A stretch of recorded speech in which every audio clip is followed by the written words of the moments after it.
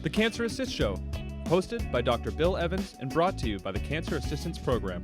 Help when you really need it. Well, welcome to the Cancer Assist Show. I'm Dr. Bill Evans, and if you're a first-time listener, welcome. You're going to hear about a very interesting program in our region that will be very helpful to any young person experiencing cancer.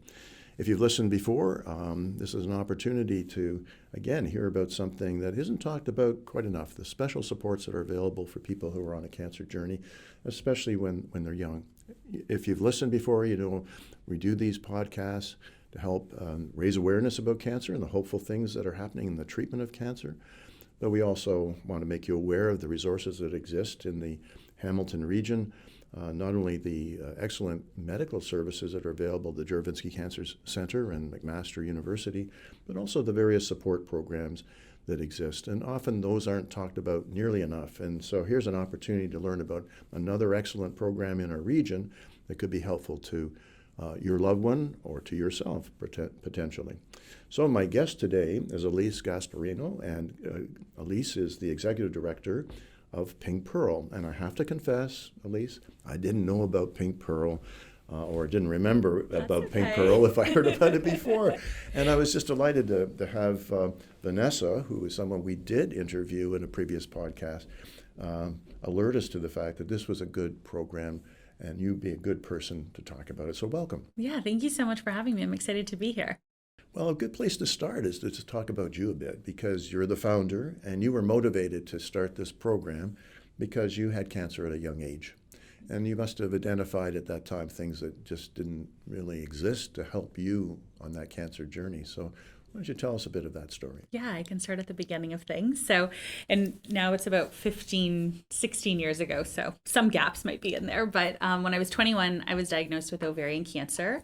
So obviously very rare for that age to have that type of cancer. And I was at Laurier in school at the time, originally from Niagara, but I was actually in Ottawa on co-op, went to a random clinic because I was having pain in my abdomen. They had said, it's probably nothing, don't worry about it. Luckily, I was going home to Niagara that weekend, so saw my doctor there who ran a bunch of tests, and within like 2 weeks, I was at Juravinski.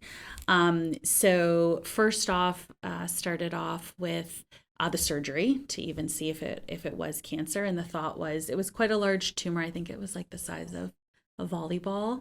So it was, you could see it. It had grown over time because at the start of this, I was probably having pain in January. And then by the time this all happened, it was March, April. So it was noticeable at that point in time. But had the surgery. I was with Dr. Mazurka at the time, who's now retired from Juravinski. And then went through chemo that summer. I was still in school in the summer because the program I was on was co-op and school. Each semester it changed. So went to class, had, I don't know if I would, not a regular summer, but tried to maintain some semblance of regularity there. That was extremely challenging. Yeah, I was just talking to someone about that the other week. It was very challenging. But I did a partial course load and then was going through treatment.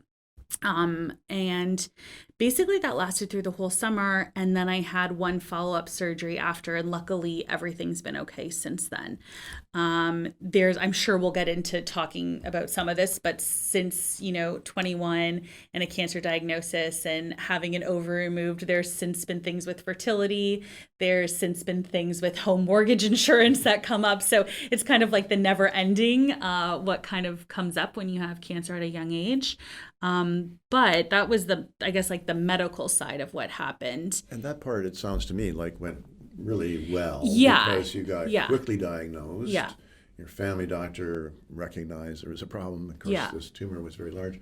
And you got referred in quickly. You saw good people. They got the surgery promptly. You got presumably the best in chemotherapy available at the time, and you've done well. That's the bottom line. So but obviously there was something missing as well that you identified in that journey. The medical part may have been very precise and excellent, but for you, as the whole experience wasn't as complete, shall we say, as you might have hoped for. Right. And then I realized there's this thing called psychosocial support and peer support. And I didn't realize all this at the beginning. So, and I also think like we're rewinding now 15, 16 years. So, mental health and peer support and all of that wasn't talked about as much, right? Like for me, it was, I'm going to Juravinski, I'm going for my chemo treatments, and, I'll have the follow. It was methodical, and there wasn't a lot of talk about what impact can nutrition have, and, maybe exercise, or, peer-to-peer support. And so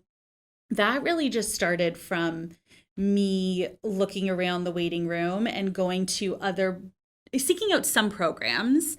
And my local Wellspring had a yoga class, which was great. And I liked yoga, and I thought, let me try this yoga class. But everyone else in the yoga class was like 70, 80 years old. And so it was a different yoga class than I was anticipating doing. And then the pieces sort of started to come together. And actually, Anne Mancini at Wellsprings Niagara is one of the first people I talked to about the idea of Pink Pearl, and just how can we, is there a way to bring together younger people like myself that are having, going through this experience. And I didn't know yet like what I wanted to discover or what programs we would have. It just felt like, okay, who could I talk to that's maybe had this experience before?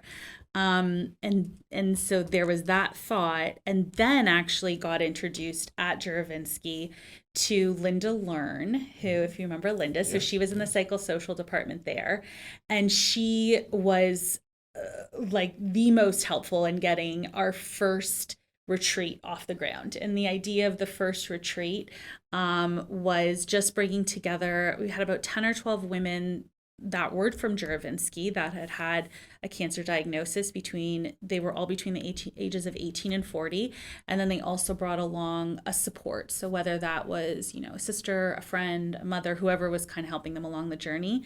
And along with Linda, Norma from Wellwood in Hamilton, Dr. Poonam Rana, who's now on our board, the 5 of us, there's probably a few more people that I'm missing there, but those were the key players, came together and developed this retreat. And it went really well. And, we said, okay, let's make a program of it. But obviously to do a program, you need funds. And at the beginning, so taking back to my journey at the beginning, because this was about 7 years after my diagnosis now.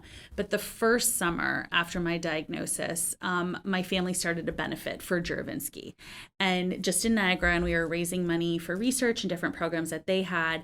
And basically, like, over those 7 years, I was 21, so I got more settled in my career and was ready to kind of think, okay, who can we have these funds directly impact? And that's where the programming idea came in. So it didn't happen all at once. I guess I missed that kind of part of the story, but that's how we had funding, and Juravinski was able to support us in starting these programs. Then charitable status came, and then, all the programs you see in front of you today that I'm sure we'll talk about came into being over time. That's an interesting point you made at the beginning there, but go back 15 years. Mm-hmm. The focus on mental health was not there.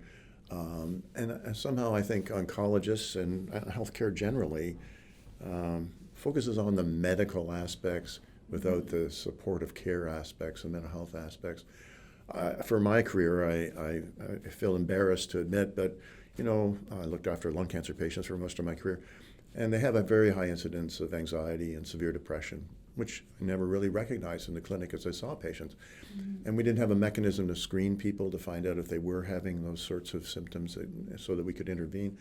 Those things are in place today. Mm-hmm. So there's been an evolution in that. I still think there's a lot of need to heighten awareness amongst oncologists and other healthcare providers of the sort of the psychological impact of a diagnosis of cancer on both the patient and the caregivers. Mm-hmm. And so we're making strides, yeah, but we're still got a way to go, right? Yeah, for sure. And I don't even think, when you're going through it, you might not even realize what those impacts are.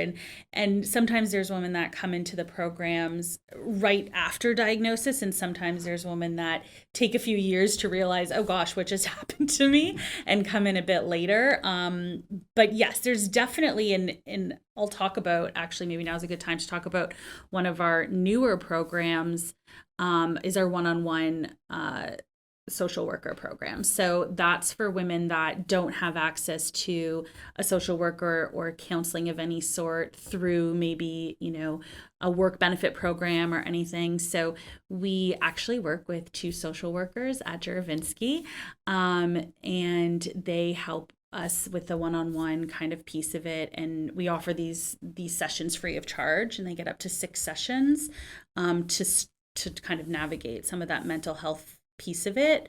And then what we're also developing, and we just started last year, the end of the year is where we did our first session of our peer support program. So oftentimes there's women that get maybe asked to support other women. So someone like Vanessa, who you mentioned was on the podcast, is a great example of someone who's in the community sharing her story and would often likely support other women, get asked lots of questions. So we started a program to just give women the tools to maybe help others in a peer support role direct their journey. So when they come in and need mental health support from Pink Pearl, they're right away talking to a social worker, but that social worker decides, okay, do they need one-on-one, or will peer support be beneficial for them? So that's, COVID really got us thinking about what's our mental health initiative here and how, because the need for that, I think during, the past 2 years has been Really even more need, right? so. Yeah, like I do, we've always had like a component of that in our retreats and in our programming, but I think even more so the past 2 years, there's been a need. So, well, COVID is so isolating, and I think that came out of our conversation with Vanessa, how isolating that was. But at the same time, how the experience she learned from cancer helped her cope with COVID. Right. A lot of women say that. Yeah, a lot of which participants was say an that. Interesting observation. But let's step back a bit. This is a support program for women, and it's for younger women, aged 18 to 40. So why that group? Why did you select that? So at the time, I was reading this book called The Defining Decade, which was all about your 20s being your defining decade. I would argue now it's probably your 20s and 30s. And, at that point in your life, you are probably leaving home for the first time. You're going away to school. You're maybe starting your first job. You're finding your first love. Maybe you're getting married. Maybe you're having a child. So that 2-year period, there's so much change in your life already. And then you put a cancer diagnosis on top of that. And so then I came to find out, there's this AYA population that is 18 to 40 years old and, is a population that seems to be growing in Canada, and was at the time really underserved. And I would argue even now still pretty underserved. And so that's where the thought process came from. Like, there's so much already going on in these two, that time of your life. And then you get this on top of it. So how do we navigate your development as a human with this diagnosis on top of it? And the thought really with how we came up with programs, like we all started this as volunteers. So no one was getting paid to do anything. This was on like the side of the job and the hobby. And so it was like, okay, we're only going to do what people want us to do. So it was very much feedback from the women in the programs. Like, what do you need? We're not going to make up a program that we think you need. So it was very patient-led in terms of what we developed for programs, and still is to this day. Like, it's not us just kind of picking out of the sky like we think this might work. It's feedback based and then developing things around that. So that's how the suite of programs came to be, and that's why that age bracket. Also at the time, like I was in that, I knew what it was like to be a 21-year-old with cancer, and you had the experience. Yeah, and it was very much just like, okay, how do I help other people? So. Well, good on you. Now, just in case anybody heard those initials and didn't know what they stood for, the AYA is adolescent and young adult. And it's actually something that globally has been recognized more recently. I'd just say in the last, 10 to 15 years, the special needs of this population. And an interesting statistic, too, is that although there's been great advances in outcomes for pediatric oncology patients, and substantial improvements in the outcomes for adults, older age cancer patients, that group has not benefited for reasons that are not well understood in terms of advances in their treatment. And it's a bit of a conundrum at why that is so. and it sparked some people, including Dr. Ronnie Barr at McMaster Children's Hospital, to want to establish an AYA program in Hamilton, and we did some work towards that. It didn't, to the best of my knowledge, get established, but there's still a strong interest in doing so because there are all these special needs. You touched on them. You're in the midst of your education. You're meeting your first love, or getting married, or there are concerns about sexuality and your orientation, and all sorts of things are happening Lots in of that stuff. age. It's a lot of impacts, and then when a person who's young like that gets thrown on a cancer ward, where the average age is 65 or 70, like you're like the fish out of water, you just don't fit in there, and your needs for the kind of, you need to interact with your friends and have them around and not the elderly in the bed next door to you or something. It's just a very different environment, and the whole notion of AYA programs is to create special oncology units where the younger people have the opportunity to have their laptop and do their schoolwork and can have their friends visit and just be normal young people as opposed to a very institutionalized medical setting. So there are a lot of special needs there. So hence the idea I can see for having the pink pearl, but I don't get the name pink pearl. So. It's funny. The name, my memory's not the best, but the name kind of came of this idea of like something feminine that was strong. And like a pearl is a substance that like is a strong substance that develops under pressure. And so that's kind of where the name came from. I will say if I was naming it something today, might do something a little different that more is associated with what we do, but it is what it is. Here we are, 8 years later as a charity. So. Well, I'd say pink pearl is a thing of beauty, and you're creating something beautiful, and the women who get cancer can be beautiful. And I guess that's another aspect of this to touch on, because, and it's in your programs, but women are concerned about their looks. Men are too, but I think women, particularly so with the treatments that we offer, often cause hair loss and other things that make a woman look very different than what she wants to look. And so supporting her with cosmetics and hair pieces and so on to make her look as normal as she can during the course of treatment. So incredibly important thing. Yeah, it is one of the, and it was, I don't consider myself that much into hair, makeup, and beauty, but it's your outward sign that you're sick. That's to me what it was, right? Like it wasn't, it was you're losing your hair. And so now everyone's going to know, because otherwise you might have seen the PIC line, but that would really be it. You probably wouldn't know I was sick if I hadn't lost my hair.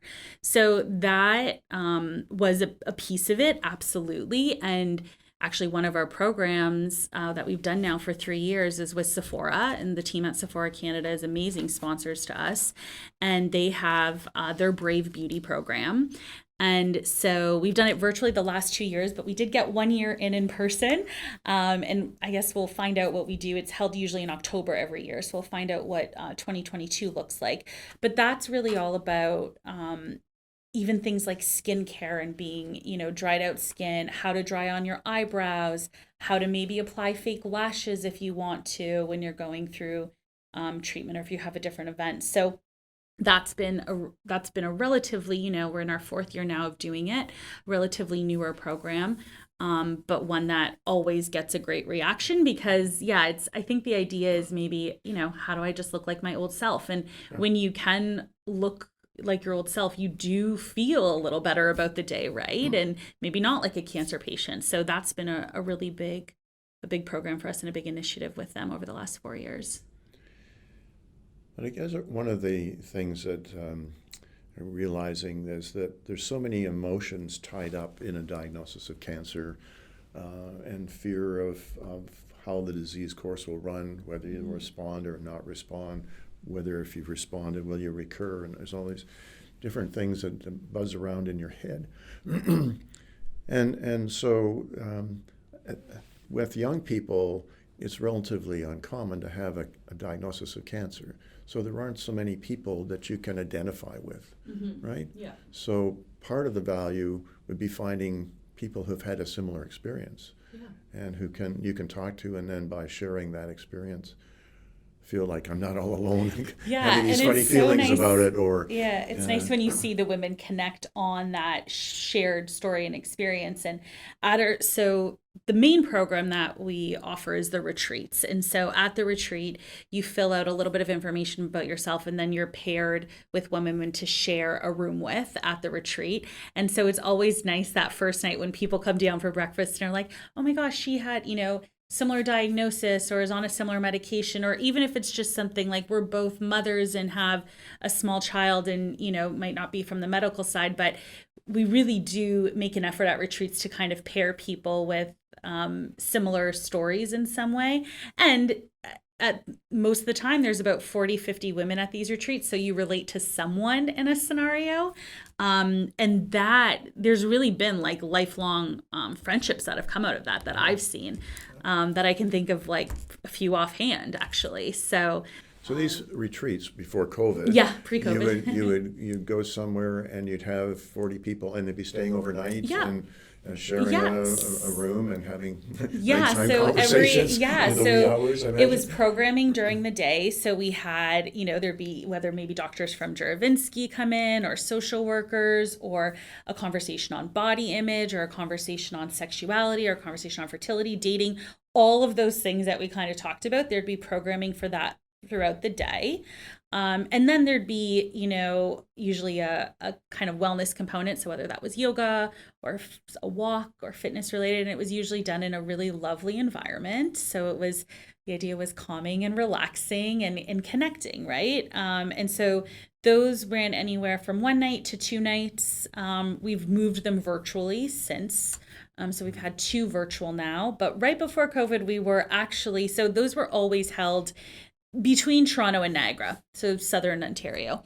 And right before COVID, we had April, we were supposed to be in Calgary. May, we were supposed to be in Halifax, and then we were supposed to be in Vancouver. So all those were all planned and had signed up, and those are all canceled. So now likely what we'll do once we're able to do in person again, is do 1 retreat in person a year and then 1 retreat virtual a year, just because, there are still going to be people that are immunocompromised. There are also going to be people that can't physically get to a retreat when you're going through treatment.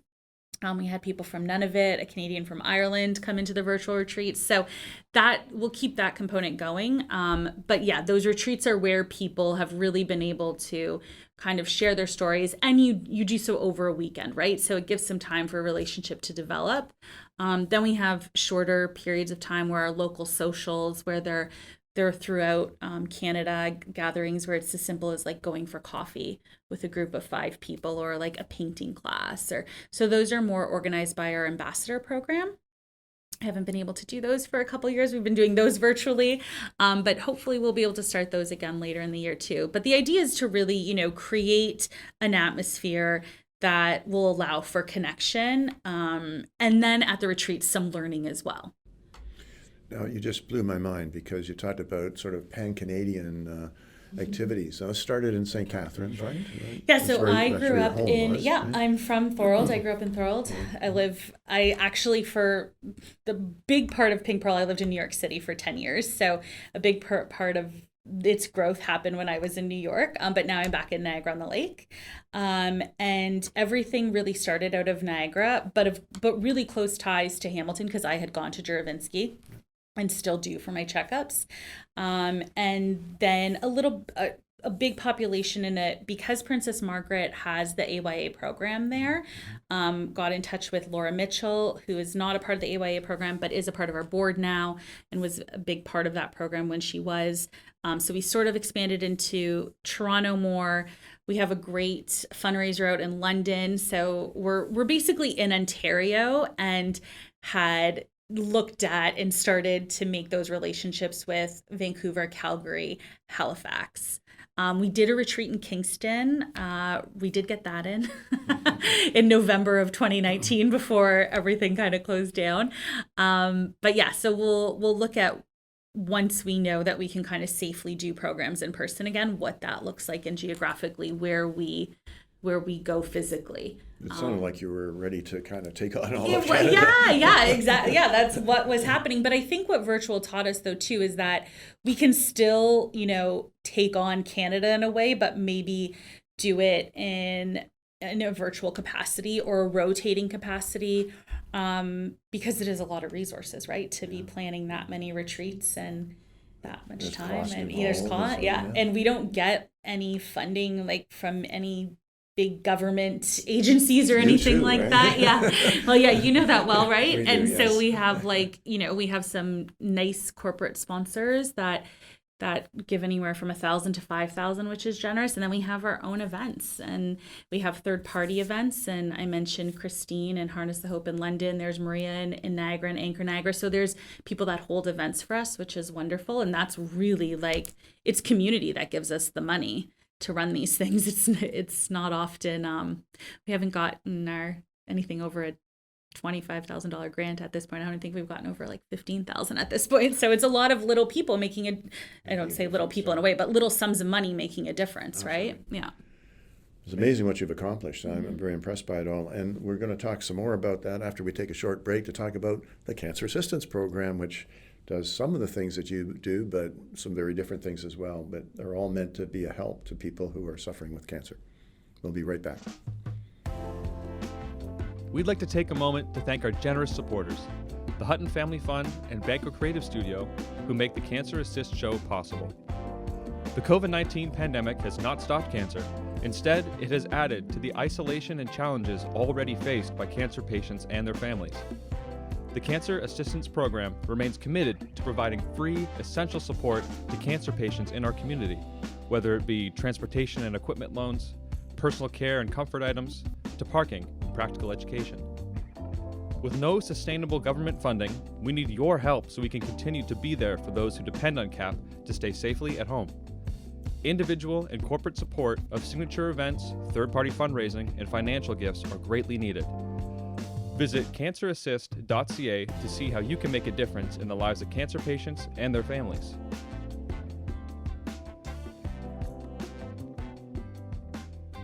We're back, and I'm talking with Elise Gasbarrino about Pink Pearl Canada, and we were talking about, just before the break, about the retreats and the reach across the country, which got sort of thwarted by COVID, but undoubtedly will be picked up in a post-COVID era when things are safe again. But what's some of the feedback you get from participants in these retreats?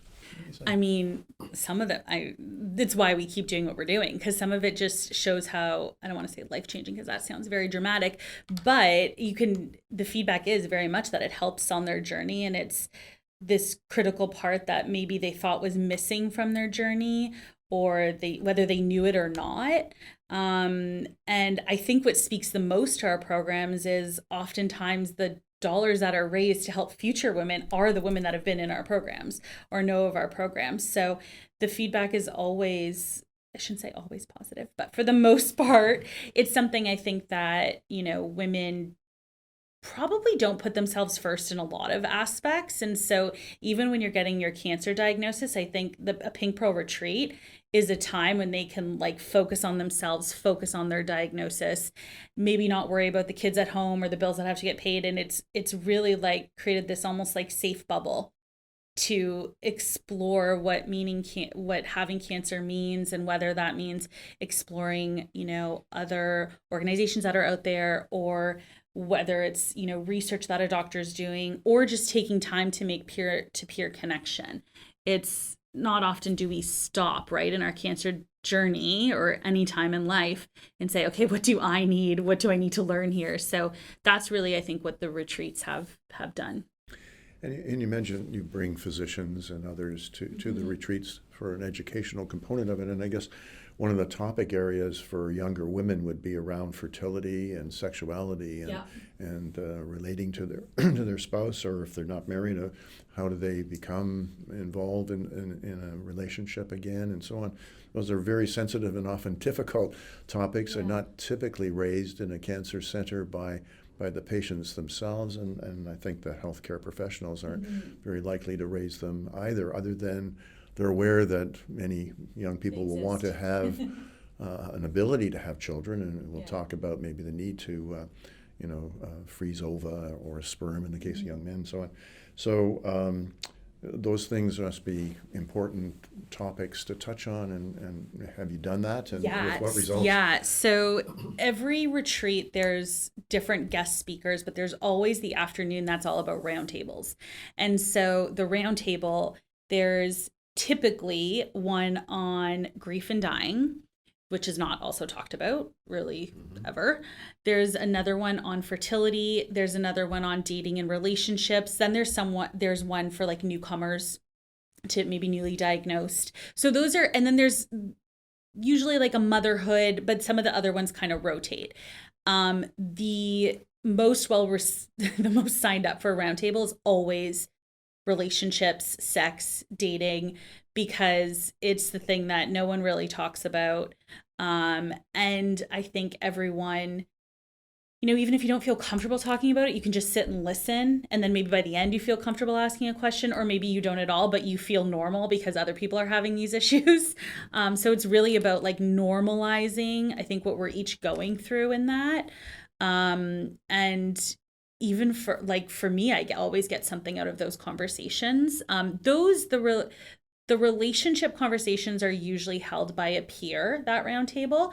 But when it comes to sex and intimacy, there's usually an expert that we bring in to talk about that, typically maybe a doctor or a nurse. And we have had in the past that is a group-wide discussion, because it's one that likely affects pretty much everyone, where maybe motherhood doesn't affect everyone, and maybe fertility might not necessarily affect everyone, but it's always also a really well attended roundtable, because I think now in the age of social media, there's more information out there about fertility. But I know when I went through, my diagnosis at 21, no one talked to me about that at all. And I could have gone into a surgery where I had to have a full hysterectomy and no one said anything to me. Luckily I didn't, but like that's happened to other people in programs. And so just maybe, I always feel like good when we've caught someone before they're maybe going into their surgery and they're like, oh yeah, I need to have that conversation with my doctor, because that's not always coming up. And I know too, in the fertility space, and I don't have specifics around this, but I do remember going to different conferences, because now that I'm in this world, I try to go to conferences here and there. And there's this global AYA conference that happened in Atlanta, like probably 5 years ago now, that I attended. And there was this whole really interesting research done on fertility and, what could be done in that capacity for cancer patients. So my memory's not that good that I remember what the specifics were, but I think that that's a personal area I'd really like to explore, because it was left out of the conversation for me, and I had to get that information on my own. And now even through other projects and areas of my life that I'm involved in, we always have like, my day job is in media. And so we've had a podcast on fertility. We have, a fertility awareness week, and what the conversation is there, because there's starting to be more, but there's still like not enough. And I think, when you have that cancer diagnosis, it's not the first thing the doctor thinks to talk to you about. So you really have to take that journey into your own hands. Well, the focus is on saving the life, totally. Not thinking about maybe a future life that you might be saving at the same time. Yeah. And also the technologies come along. Like when I started my career, you just gave chemotherapy. You didn't talk about, how it's going to affect the ovarian function and maybe make the person sterile, because we didn't have anything to do about it. But then, cryopreservation of ova, et cetera, and sperm became a possibility, and these things all evolve. But then the thinking has to evolve in the minds of both the patients and the doctors, so that it's more top of mind and isn't just ignored in the rush to try and cure the individual, have the surgery, give the drugs, whatever is necessary, unless it's absolutely life-threatening that it has to be done. Because these days people do want to, with the higher rates of success, have the opportunity to live a normal, fulsome life, which includes, a marriage and children and other aspects of a normal life. Yeah, and it is an expensive process for sure. I did it twice myself, just the egg freezing rounds. And what I would say for anyone out there that's looking to do it is look at your clinics, because my clinic did have an oncology discount, which was wonderful and very helpful, because it's the cost of drugs, but then it's also the cost of the procedure. Like, it's broken up into two buckets. And oftentimes if you are in a corporate job, some of the drugs might be covered. So my first round, I was able to get like a one-time drug coverage. And it was for a lot of it, actually. And then also a discounted rate on the procedure side.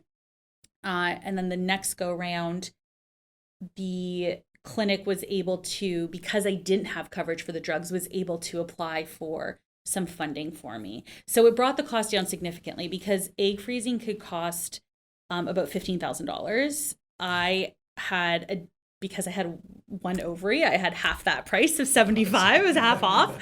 And then there was different like discounts that were not discounts. I shouldn't say it sound like a sample sale, but there was different like, programs, I guess, and drug programs that I could get discounted there. So you can get it down to a more reasonable cost of maybe about $3,000. It's still like, astronomical for the average person, but it's not, 15,000 versus 3 is maybe a little more digestible.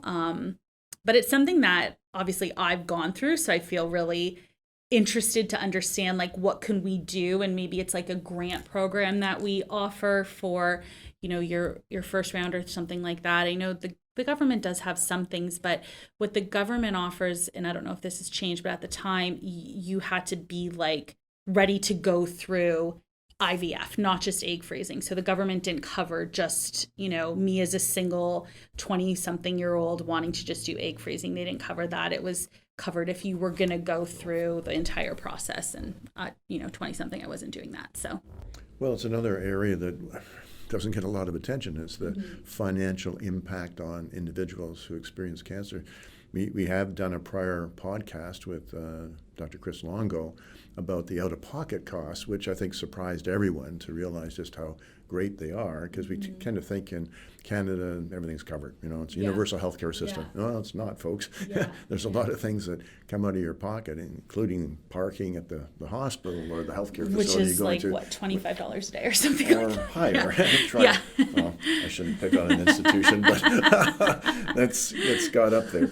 And so these things do add up over time. And when you think of the unevenness of our socioeconomic demographics, and particularly in this city with the code red areas, and $3,000 is just totally out of sight for people living in some parts of our city. This wouldn't be attainable.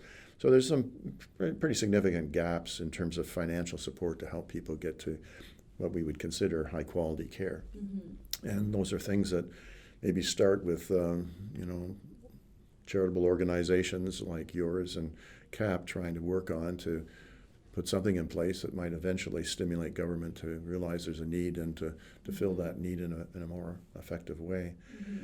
But let's go back to another program of yours. We talked about one topic that isn't talked about very much. Let's talk about another topic that's not talked about very much, which is the whole bereavement, death and dying, and so on. And you have a legacy program, and I was curious just to read it. The number of words on your website are sufficiently small that I didn't quite fully grasp, but it kind of got the notion that people had experience with the death and dying process, and were leaving information that was helpful to others who may be on that trajectory as well. So did I get that right? Yeah, there's some of that. There is some women that have passed on that have blogs and resources that are shared on our website. But then with the legacy program, one of our social workers has really studied grief, death, and dying, and was actually at hospice and a part of bereavement programs. So she has a lot of knowledge in that area. So it's something that we're starting to put together as this legacy program, because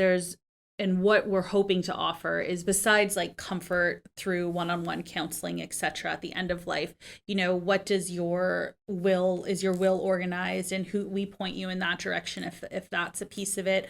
Are you leaving anything for maybe if you have children to remember you by? And she's helped people put together those for family. We've helped families if there's something that they want to do each year to remember their family member by. So actually a family here in the community, the Bayer family, Bayer and Beachman family rather. So Julia was someone that went through our programs, and her family every year donates to a scholarship that we give out in her honor. So things like that, if a family wants to keep the legacy around, and that was a conversation Julia and I had before she passed, was she had given some money for this scholarship program, and, with the thought that we would continue it. So the idea is, what do you need at this stage of life? And it's very like, there's so much, right? But what can we offer? And sometimes it's just literally saying, like, we have a couple people that are near the end of life in our community now. And it could just be as simple as like reaching out if they want to chat, or we usually send just something to like brighten the day. So whether that's a little like care package of David's teas or something to kind of give a bright spot to let them know that we're thinking about them. So it could go from anything like a small gesture of reaching out to, okay, do you need a lawyer to do your will? How are you being remembered? Do you want to talk about that? We're here if you want to talk about that. So it's not as cookie cutter of a program as like one-on-one counseling is, because it's like, here, you get 6 sessions, here's what they look like, but it's more of a conversation, like when someone's near end of life, is there assistance that we can provide, and what does that look like? And it has to clearly be individualized, but as you Completely, gain experience offering the program, then you're learning from those individual interactions, right? And I think that must be particularly important when there are young children involved, as undoubtedly happens. And what can you leave your child in terms of mom's thoughts about what she'd like you to do as you grow up, and the things that she valued, and the things she remembers about you, and things like that.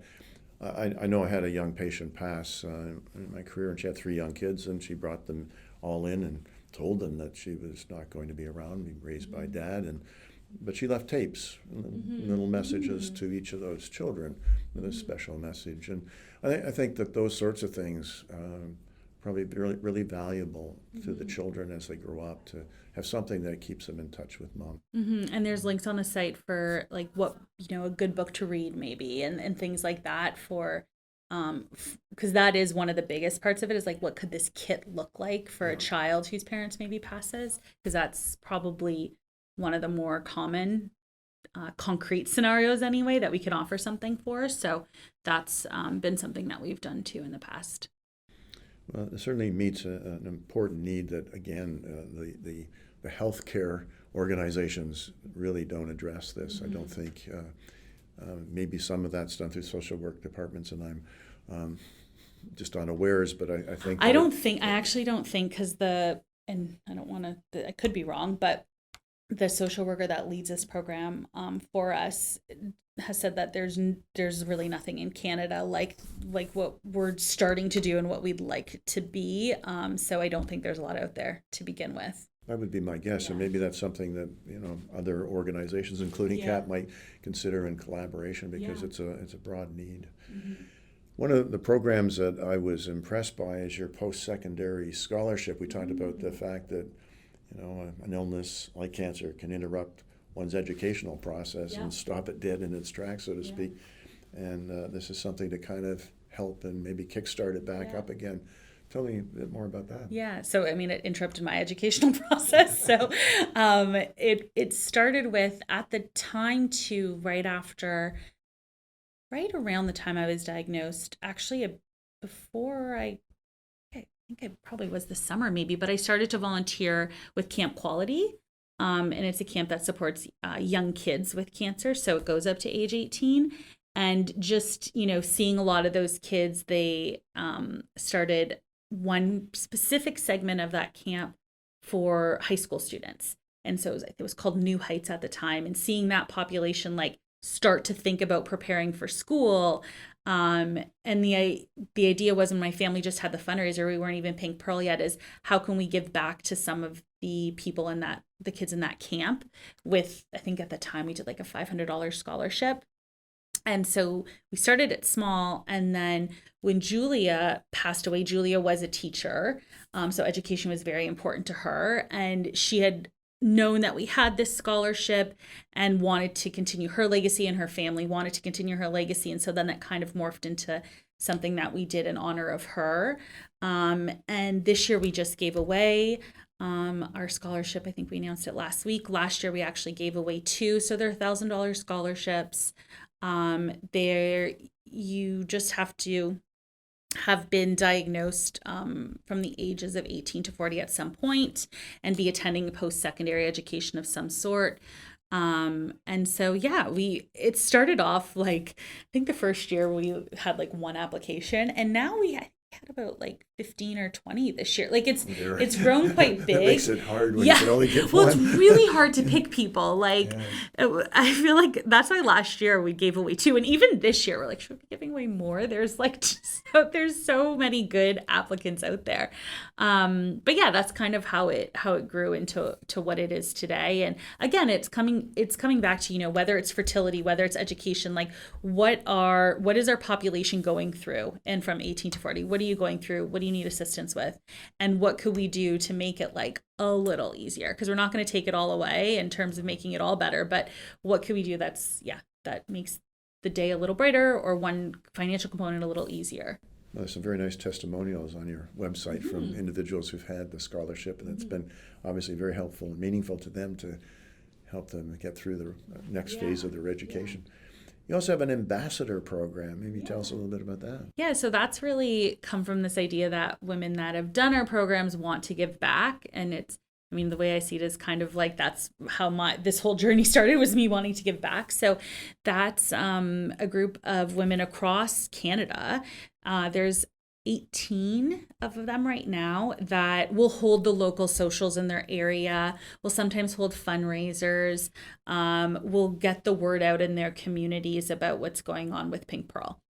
So the idea is that they've had that experience with us, and what can we do to help more people?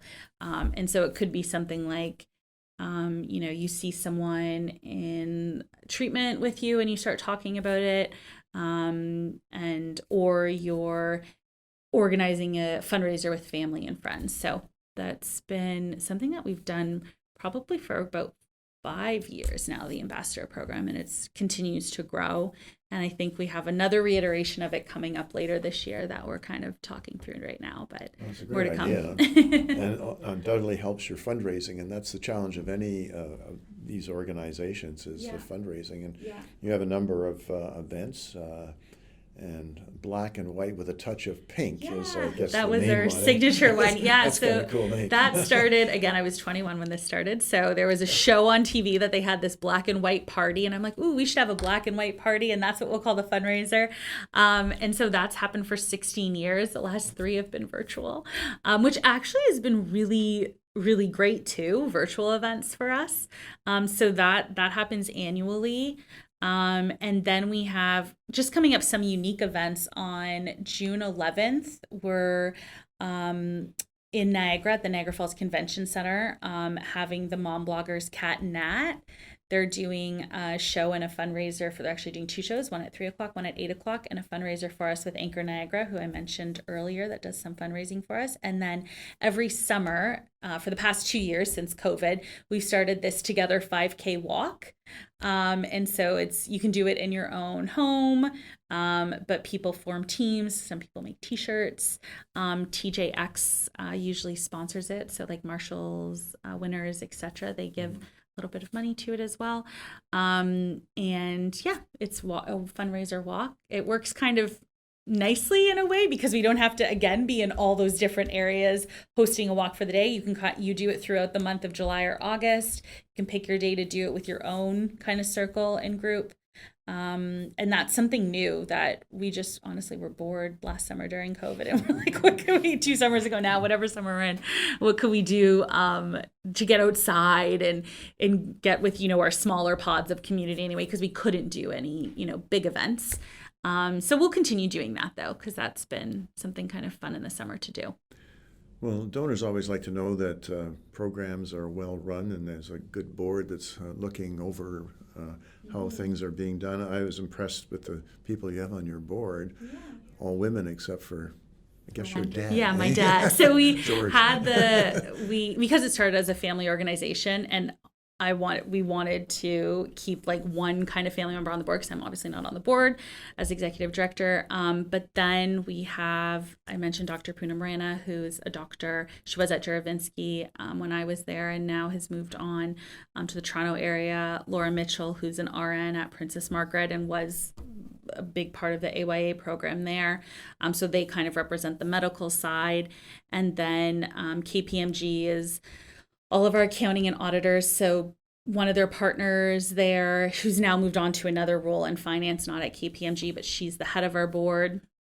a consultant, an HR person, 2 other finance people, a not-for-profit fundraiser. So a really like well-rounded board in that aspect. I would personally like to look at diversity and inclusion as a board member and also fundraising as a board member. So there's kind of 2. I don't have anything necessarily to do with who's on the board. I don't get to pick anybody, but those are who I propose. For the kinds of people you'd like. We have a board meeting next week, so that's who I'll be proposing, like maybe added elements onto the board there. But yeah, we're lucky to have a great team of board members and a great team that run our programs. And I think there's a website out there that I forget what it's called, but it states what every, charity spends their dollars on. And if you look at what we spend our dollars on, we don't have a big budget. And I think what you'll see is how, little goes to overhead costs in this organization. It's basically nothing compared to some other bigger organizations out there.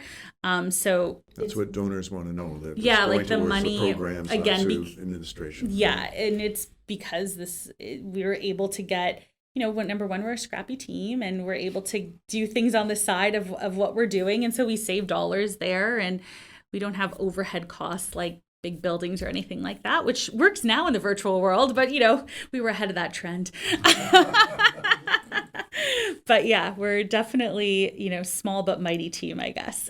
Well, I think the range of programs you have are really amazing. And I'm very impressed with what you've put together with that team for young people with cancer, because they are kind of a population that gets kind of lost in the shuffle after a fact, because they're relatively infrequent, because cancer is predominantly a disease of the elderly. So it's so great that there's a program that's focused on them, that can support them in the various challenges. And as we've touched on, there are a huge number of challenges in that age group because there's so much happening in their lives. So if there are some final messages for listeners, what would they be, Elise? I think just awareness of what you just said. Like if there's someone in your life going through something, like you don't have to have all the knowledge, but I get this question a lot, so I think this is probably good for the general public, like just what to do when someone gets diagnosed. And I think something as simple as, I'm going to bring dinner over and drop it off, not asking like, what can I do, but being really specific with what you're maybe assisting with is a nice, helpful thing.